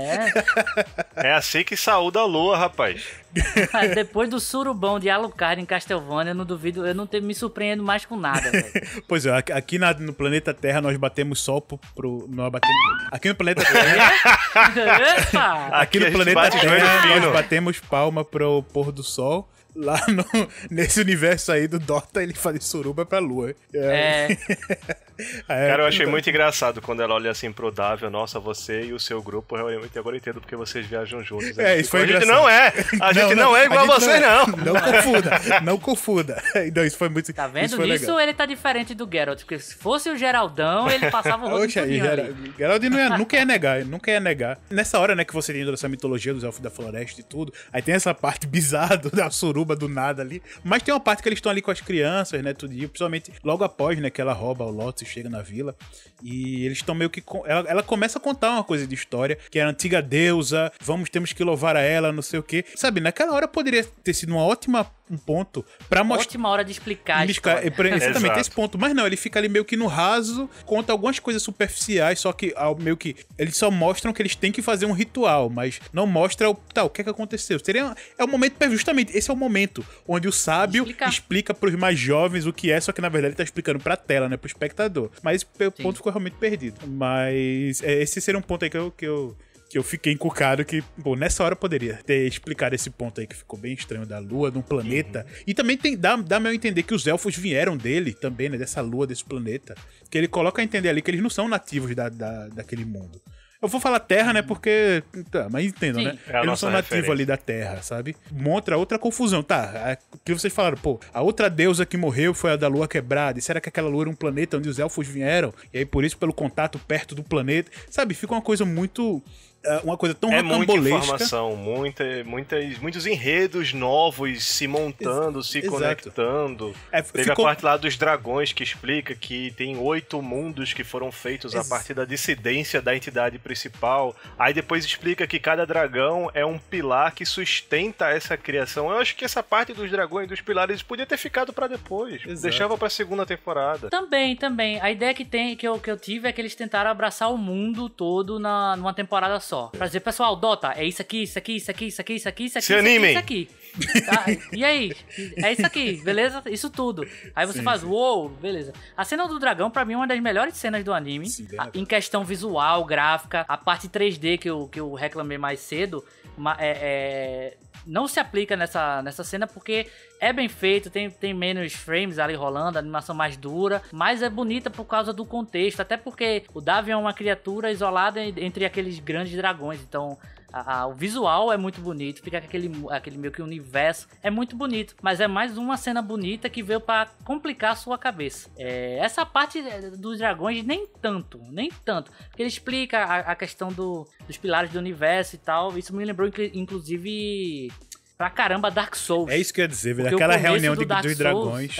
Muito, velho. O começo, no início do Lord de Dark Souls, só existia dragões. Os dragões eram os dominantes do universo. Inclusive, os Lyrax, a própria estrutura, que é uma coisa que eu reconheci, a própria, assim, a boca e a cabeça dele lembra muito os dragões da abertura do Demon Souls. Que é ali o pré-Dark Souls, né? Então é do mesmo Dark universo. Fantasy, o Dark Fantasy ali. Mas ele lembra bastante se você pegar o dragão da abertura do Demon Souls. E até alguns dragões de Dark Souls também, porque a estética não muda, né? Da Demon Souls pra Dark Souls. Só a história, mas a estética é a mesma. Você vai ver a estrutura dos dragões, que ele tem meio que na parte da nuca, eles têm uma estrutura ali proeminente. E até a parte da boca, assim, da estética, lembra bastante. A estética foi meio original, eu gostei bastante.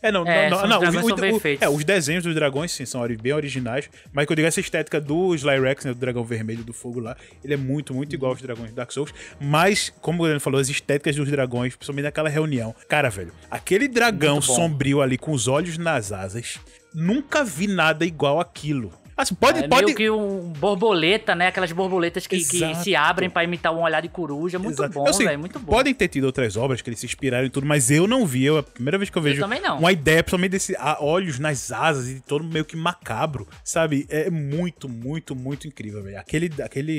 Aquele dragão ali eu adorei, amei demais. Uma das melhores estéticas de dragão que eu já vi foi daquele ali.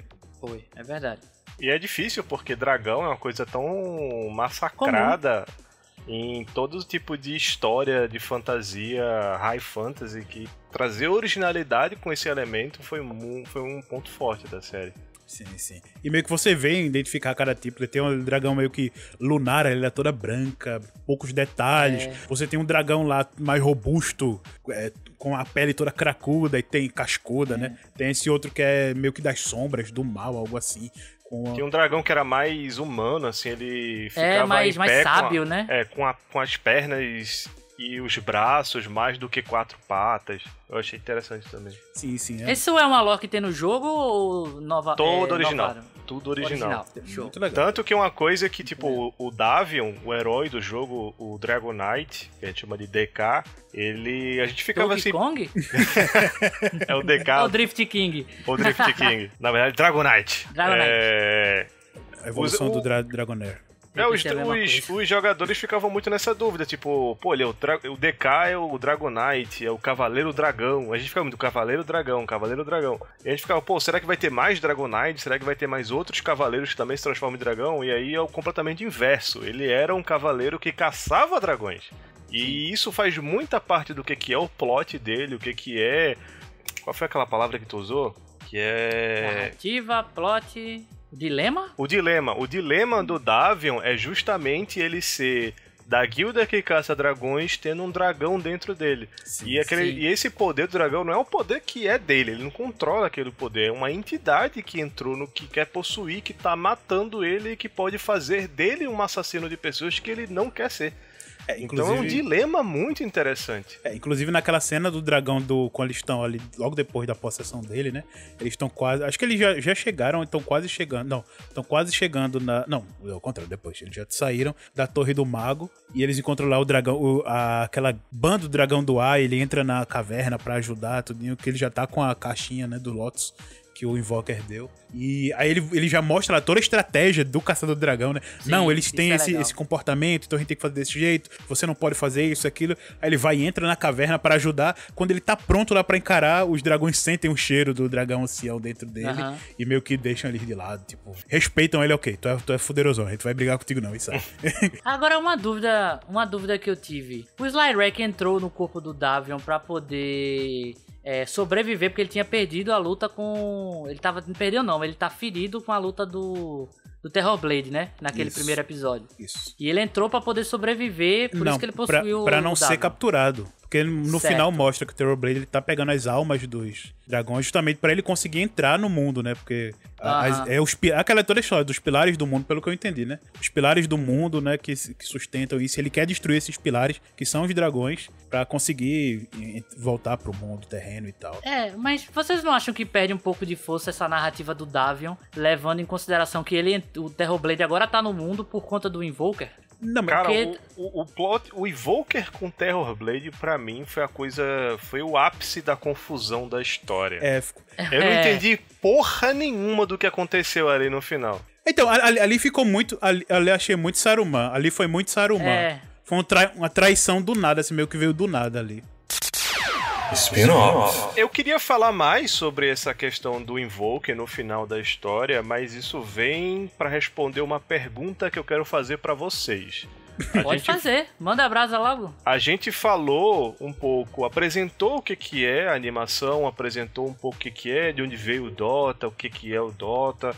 A gente falou como animação standalone, termos técnicos, e entrou mais na história, nos personagens, os problemas, os defeitos. Eu queria fazer uma pergunta pra vocês. Vocês que assistiram, a gente debateu bastante o que a série precisava e não teve. Boa pergunta.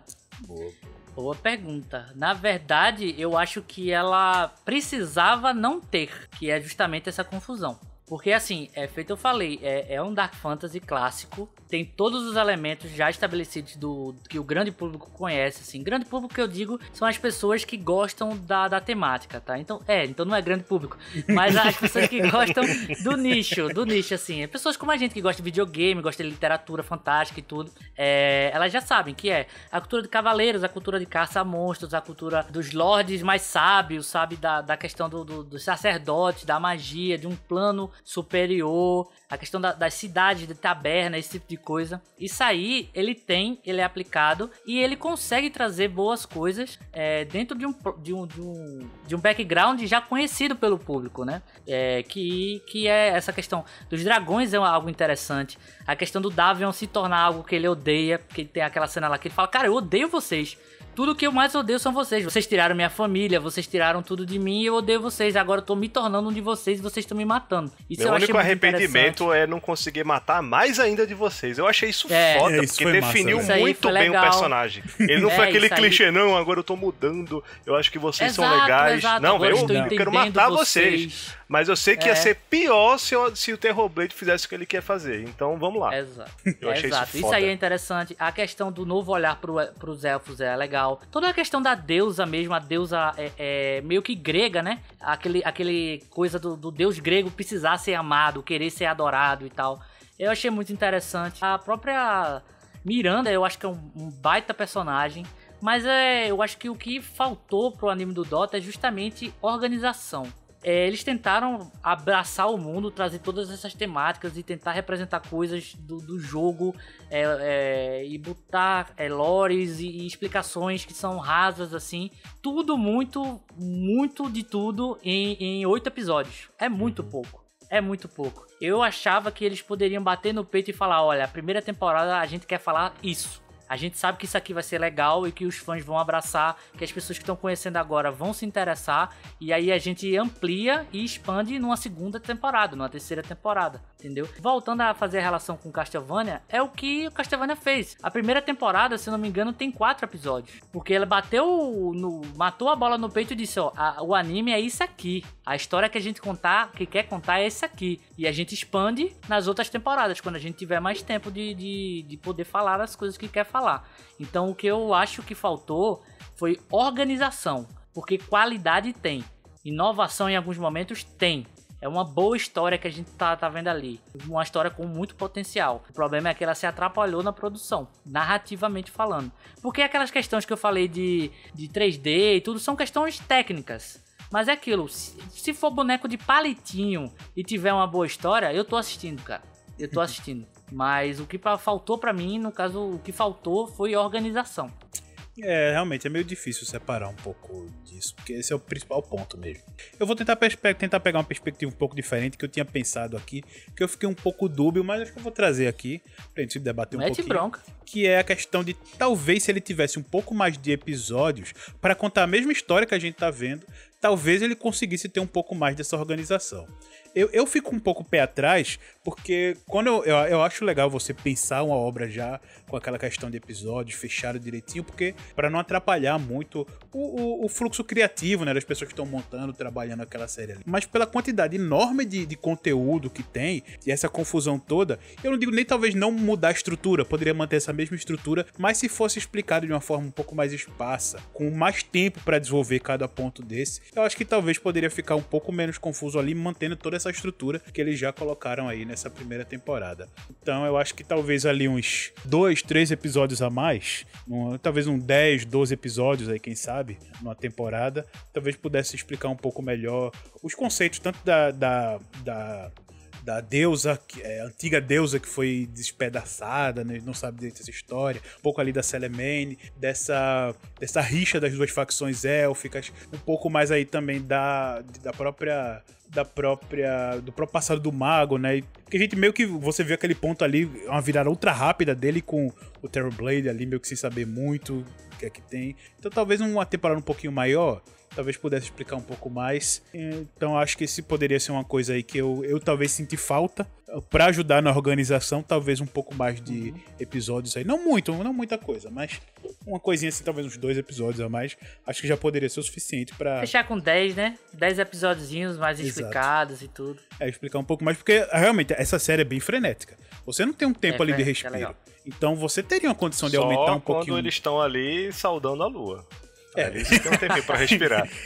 Eu juro a você que eu achei tão natural aquela cena, velho. De verdade, assim. Eu Foi acho que muito tem legal. outras cenas, mas Não, foi achei natural. Eu achei legal, condizeu ali com aquela cultura dos elfos que eles apresentaram ali. Mas o que eu digo que eu achei foi surpresa, eu não imaginava que teria uma suruba ali, tipo, foi tipo, beleza, são os amigos, ele suruba de parecia um amor. grupo de amigos ali, sabe? E aí, tipo, Família e eita, tal. peraí, não, é amor de surubento, caramba! eu me surpreendi por isso, sabe? Mas não é que eu acho estranho, né? Surubento é ótimo. Adjetivo, o que é que você quer ser quando crescer? Eu quero ser um surubento. Paulo, você é um danadinho, cara. Você tirou a minha resposta como sua antes de mim. Porque eu diria a mesma coisa. Eu acho que o que a série precisava e faltou é justamente de mais episódios. E eu não diria assim que, vamos fazer 20 episódios, porque eu acho que ia ficar muita coisa, ia ficar muito maçante, ainda mais na forma como as pessoas se tornaram acostumadas a ver. A gente não vê mais séries que lançam episódios toda semana, a gente não vai ver mais séries que lançam hoje pensando em ter 20 temporadas. A gente lança séries com 10 episódios, 6 episódios, 4 temporadas e aquela história fecha. Então acho que eles entraram muito tentando satisfazer como o mercado vem sendo feito em questão de animações, em questão de séries. E ela vem com um desafio muito grande de você ter uma história completamente original, de um título relativamente conhecido.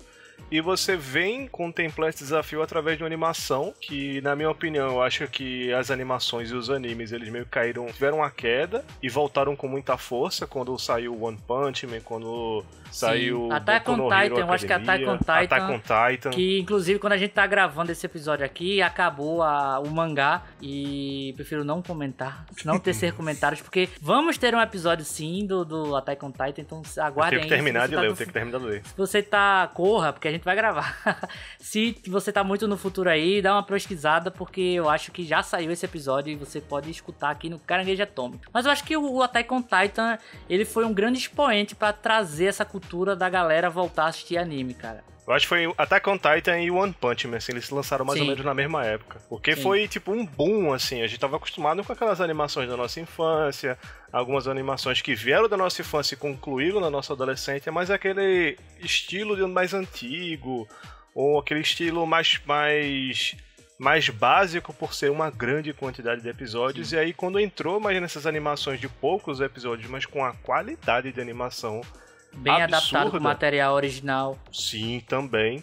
E eu acho que esse é um outro desafio dessa animação, porque ela vem sendo lançada nesse ano, que tem grandes lançamentos com uma qualidade absurda de animação, que é Jujutsu no Kaisen, que vem explodindo, God of High School, que é outra animação que vem com uma qualidade absurda. Então tem muitas animações que a pessoa olha assim, vê o trailer, vê meio que aquela luta com poucos frames que você comentou, que eu também percebi. Então isso é um desafio que a série tem, mas eu acho que faltava episódio, eu não acho que precisava de 20, eu acho que eu concordo com o Paulo que precisava de mais 2 ou 3 Fechar episódios.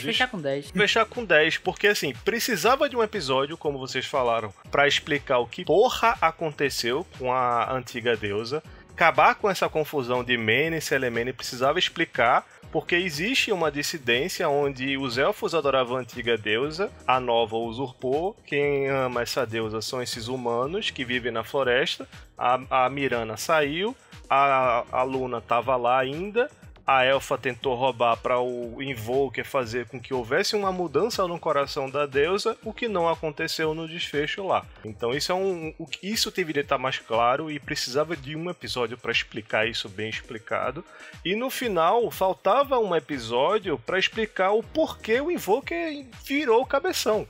Porque explica a história da Selemene com a filha dele, isso ficou legal. Tipo, é muito tensa aquela cena lá da filha, a filha dele, aquela menina fofa, mas também muito esperta, muito inteligente.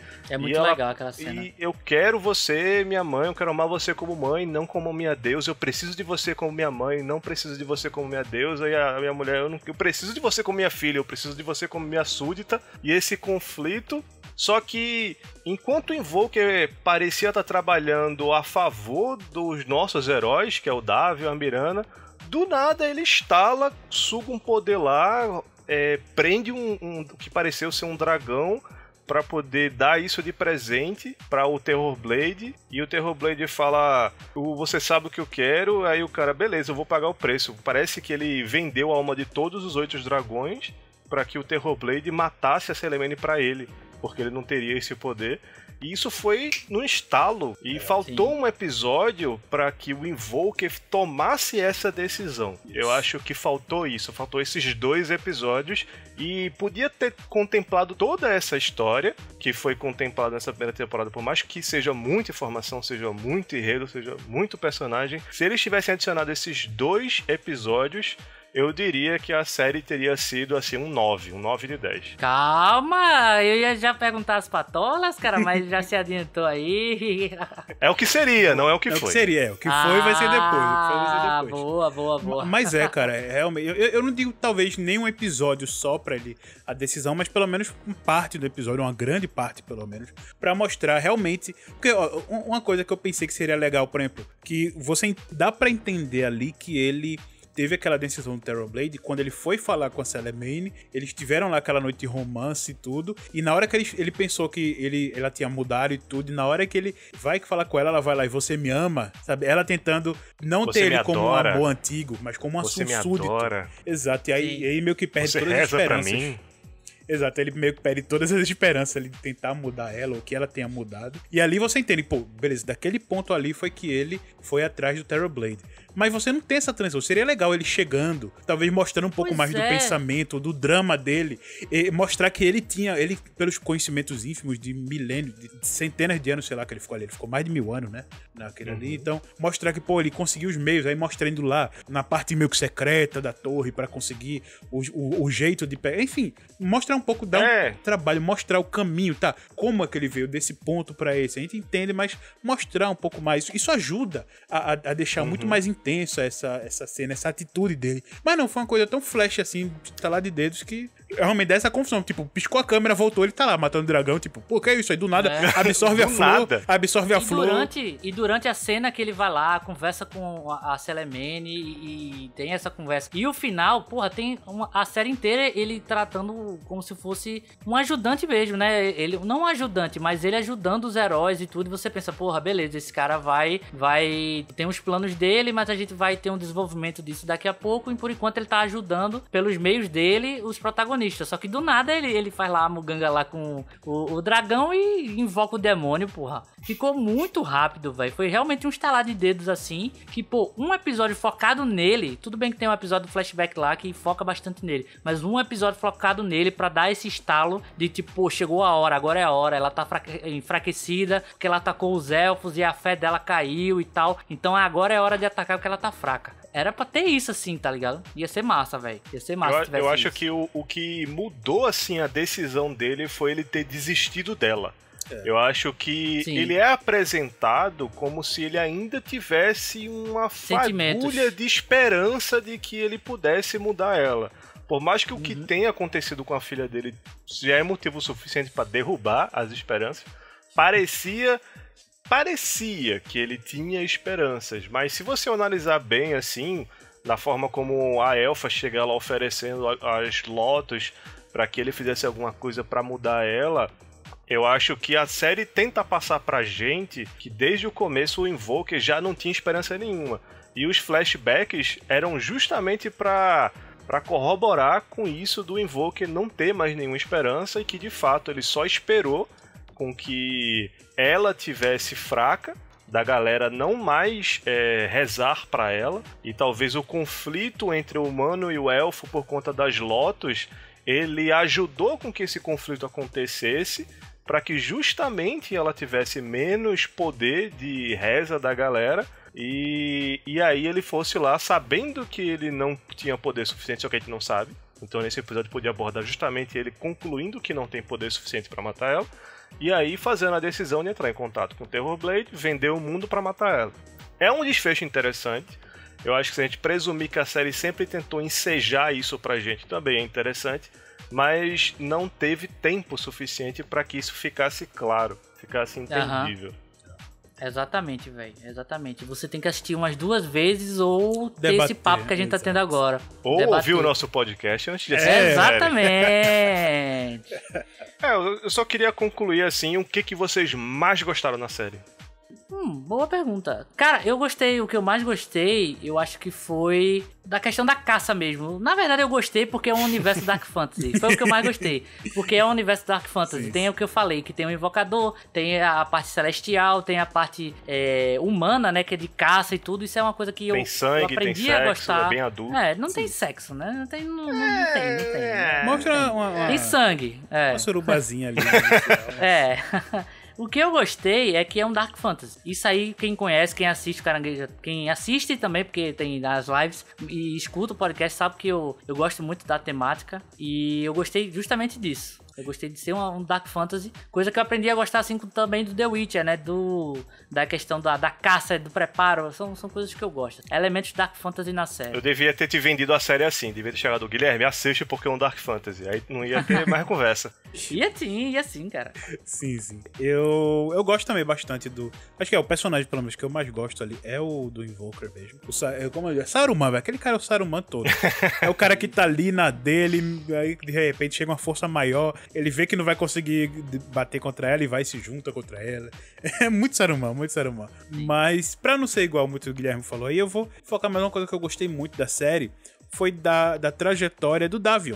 Eu gosto muito, primeiro, dele brincar com essa... de ser o cavaleiro, de ter sofrido quando pequeno, que é o básico, né? É um clichê de toda a história, mas eu achei legal, achei bem feito dele ali sofrendo quando pequeno, ele sofreu pra criatura, que agora ele cresceu e virou o combatente dela, e aí ele mostra que ele tem preocupado com a honra, aí sabe, cara, por que você vai brigar com esses caras? Você vai morrer, mas eu não posso perder meu nome, meu trabalho, minha vida depende do meu nome, então eu não posso sujar meu nome me acovardando, fugindo.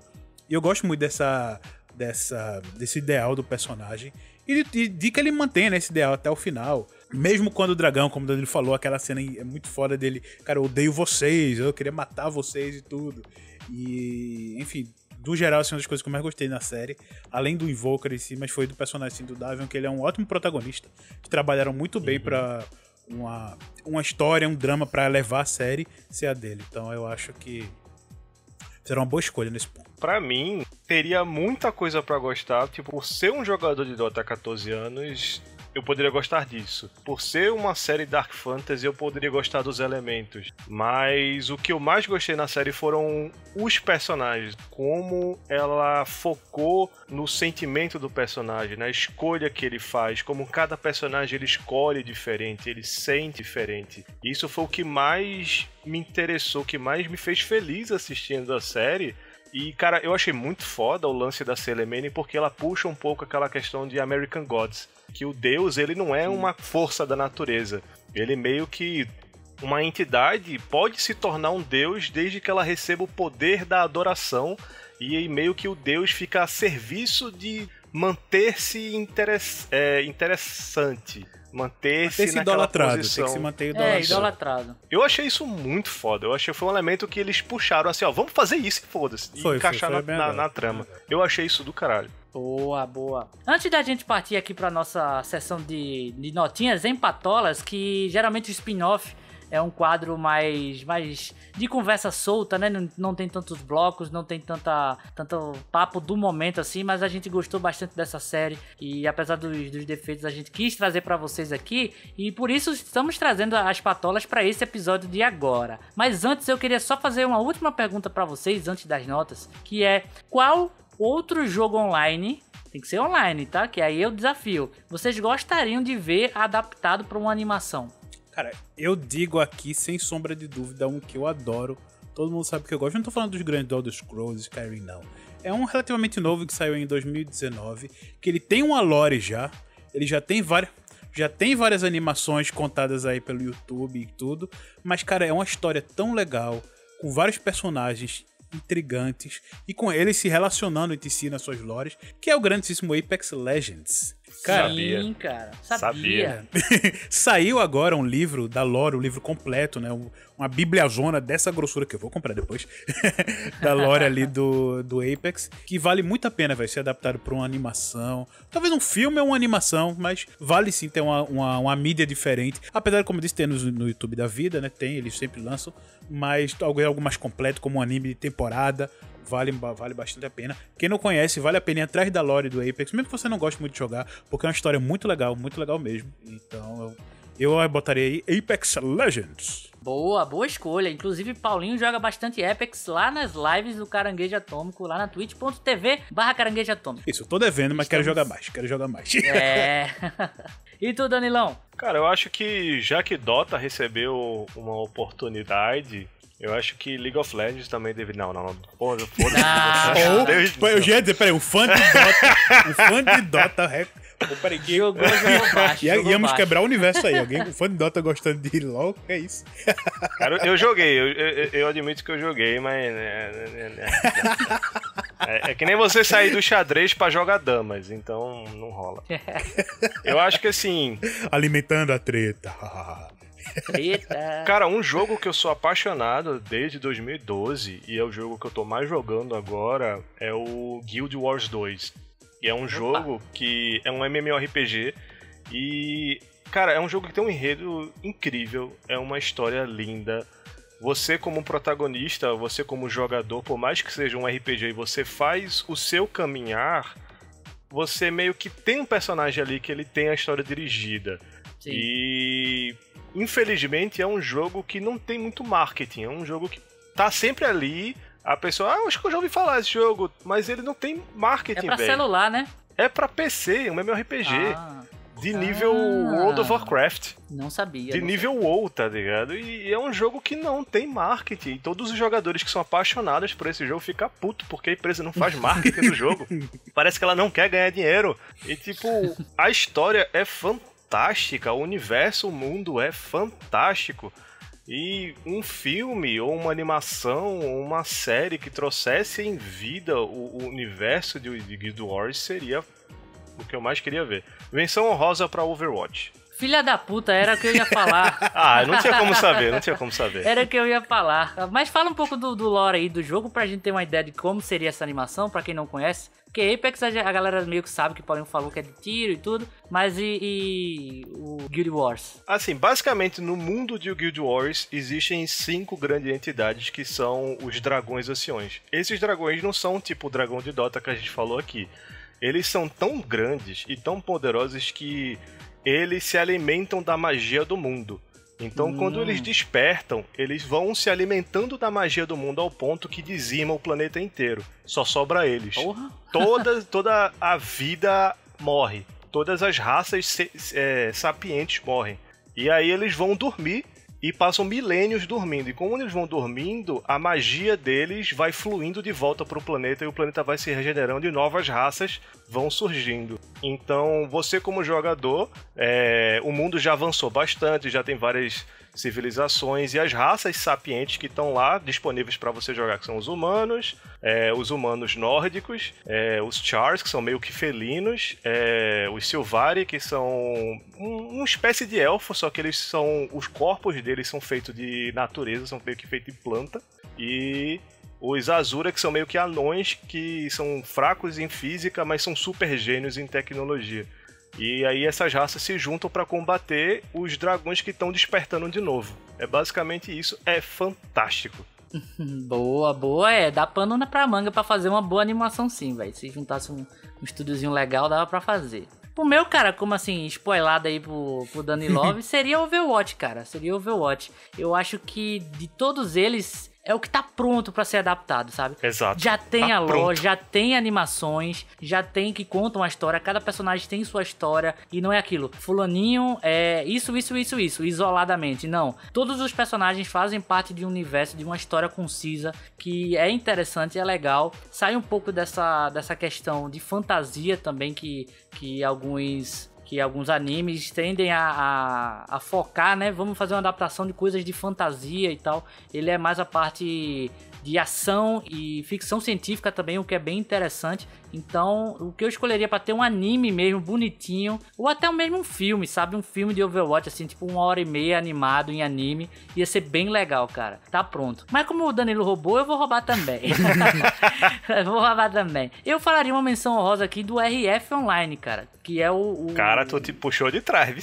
RF Esse Online, é velho. cara, porque é velho, mas é muito interessante. O RF Online parte do princípio de uma guerra entre 3 raças, os Acressos, Belatos e os Khora, que são como se fosse os humanos com mecha, os robôs e os elfos lutando entre si, e tem os planetas, tem essa briga, e eu acho que seria uma boa oportunidade de fazer um anime legal onde meio Game of Thrones, assim, sabe? Que não tenha um protagonista, que seria as casas lutando entre si ali, e o protagonismo é a história e não um personagem e tal. Vou botar aí uma menção honrosa. E Paulinho, se quiser botar uma menção honrosa também, só pra não ficar, a gente não trapacear com você, fique à vontade aí. Olha, eu vou fazer uma menção honrosa dentro do que eu já falei.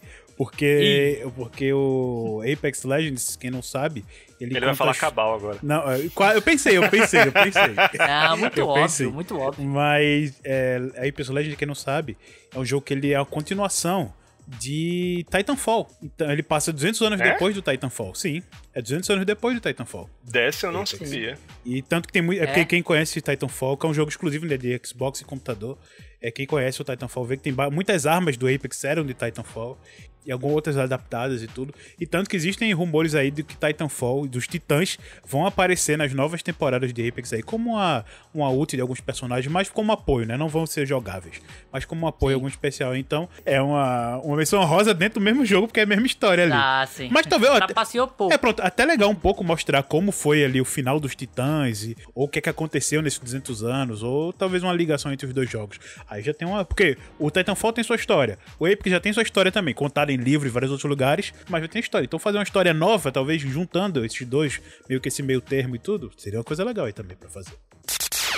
Spin-off. Boa. E agora vamos para as nossas notas em patolas, rapidinho aqui, pessoal, de Dota Dragon's Blood, essa adaptação aí da Netflix pro jogo. Vamos dar nossas notas em patolas agora. Qual é a nota de Paulo Silva? Isso, vamos lá, rapidinho, né? Porque a gente já falou bastante do anime e tudo. Sim. Mas pegando tudo que a gente falou, a história é legal, dos personagens legais, elementos muito legais do anime, muita confusão ali na história. Mas eu gostei, achei um saldo bem mais positivo do que negativo.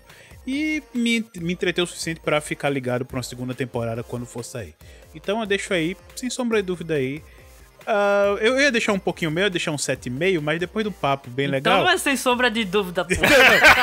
Não, mas sem sombra de dúvida... Se eu tinha uma nota, sem sombra de dúvida, eu mudei minha nota? Não, mas isso no começo eu ia falar, mas depois de falar aqui, agora eu não tenho dúvidas que eu vou subir um pouco mais pra deixar um belíssimo 8. Eu achei um 8 um anime legal, bem feito, uma história legal, um pouco de confusão, mas vale a pena sim assistir. Cara, eu me diverti bastante, me surpreendi, até por não conhecer nada do jogo, mas infelizmente o atrapalho da história de botar elementos demais fez com que aquele gostinho de quero mais, que poderia ser melhor, que é uma coisa que tem potencial, tanto que eu vou sim esperar ansioso por uma segunda temporada, mas lamento pela primeira ser tão atrapalhada e por todos os motivos que a gente apresentou aqui no programa. Então eu vou dar também, sem sombra de dúvidas, um 7 patolinhas para Dota Dragon Blood, bem dadas. E fica aí, minhas 7 patolas para Dragon Blood Dota. Danilov. Como eu tinha falado, se tivesse aqueles 2 episódios seriam 9, mas com toda a confusão que teve, por bons elementos da animação, a história, personagens, eu vou dar um 7,5. Eu vou dar um 7,5, mas eu tô muito ansioso pra próxima temporada, eu acho que já tá confirmado a segunda temporada. Eu espero muito que eles recebam esse feedback de quem assistiu e desistiu, de quem não quis assistir, de que tem confusão, de que eles precisam trabalhar com um pouco mais de paciência para que todo mundo entenda o que está acontecendo, para fazer melhor ainda na segunda temporada. Mas a minha nota é essa, é um 7,5 bem dado, bem otimista. Boa escadinha aí, ó. 7, 7,5 e 8. Muito bom, muito bom. E é isso, pessoal. Chegamos ao fim de mais um Caranguejo Atômico spin-off aqui. Quero agradecer novamente a participação de Dani Lenda aí, Dani Love, Danilo Magalhães, que tá sempre com a gente aqui falando de animes. E foi o que eu falei, é o nosso eterno companheiro aqui do spin-off, nosso personagem de DLC aqui do Caranguejo Atômico. Valeu, Dani Love. Spin-off. Isso, deixa seus recadinhos aí, rapaz, onde a gente pode encontrar, suas redes sociais, divulgar algum trabalho seu. Você pode me encontrar no Instagram, Danilo 2Ls TCMA. Eu tô aqui sempre participando porque é uma paixão minha falar de animes, falar de mangás, falar de cinema, falar de séries, falar de games. Essas são as nossas paixões. Mas também outra minha paixão, que é a minha profissão de fato, que eu sou psicólogo formado, atendo e trabalho com psicoterapia. Então você pode falar comigo lá pelo meu Instagram, mandar uma mensagem. Tem meu WhatsApp lá no meu perfil, você pode entrar em contato. Caso você esteja precisando, você tem um contato, uma pessoa, um parente querido, uma pessoa do seu núcleo familiar, um colega, um amigo, uma pessoa com qual você tem uma relação afetiva e você sente que aquela pessoa precisa fazer um autocuidado com a sua saúde mental, a sua saúde emocional, é muito importante, principalmente nesses tempos que a gente vem vivendo, tá bom? Então um abração para você que está ouvindo, um abração à distância. E muito obrigado por estar aqui ouvindo o nosso querido podcast, nosso Caranguejo Atômico e os nossos argumentos acerca do tema. Boa! Mais um episódio gravado, Paulinho. Lembrando aí de acompanhar a gente na Twitch, twitch.tv/Caranguejo Atômico, onde estamos live todos os dias, e ouvir nosso podcast nas principais plataformas. Boa, galera, deixa um feedback aí do programa que você gostou, não gostou, qual jogo você gostaria de ver adaptado para animação na Netflix, na Prime, no Crunchyroll, qualquer lugar aí, deixe seu comentário lá no Twitter ou no Instagram, @Caranguejo Atômico Podcast, e a foto lá do episódio, você lá bota o comentário, fala com a gente, seu feedback é muito importante. Então é isso, pessoal, até a próxima, tchau, tchau e fiquem bem. Valeu, pessoal, até a próxima e falou! Valeu, falou, turma!